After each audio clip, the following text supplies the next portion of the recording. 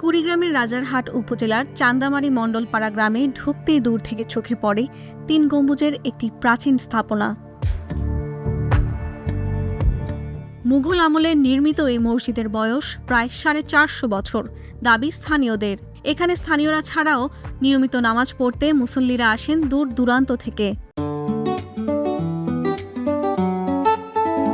সবচেয়ে updated features নিয়ে 140টিরও বেশি দেশে কনকাফরেজ।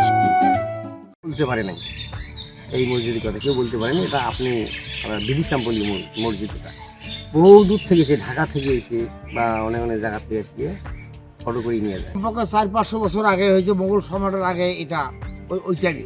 তাই মসজিদে মোটামুটি আল্লাহর রহমত, এখানে নামাজ বন্দেগী আমরা এখানে থাকি, মোটামুটি লোকজন ভালো হয়। আল্লাহ তার মসজিদ খুবই ভালো।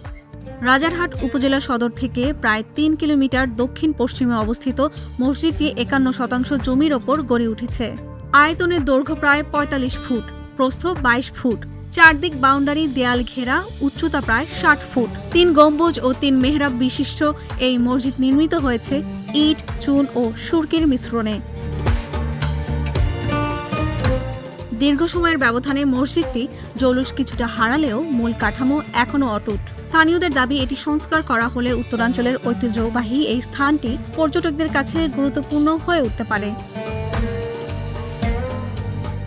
চান্দামারি জামে মসজিদ কেবল একটি উপাসনালয় নয়, এটি কুড়িগ্রামের ইতিহাসের নীরব সাক্ষী, যেখানে ইটের গাঁথুনিতে লুকিয়ে আছে প্রায় 450 শতাব্দীর গল্প।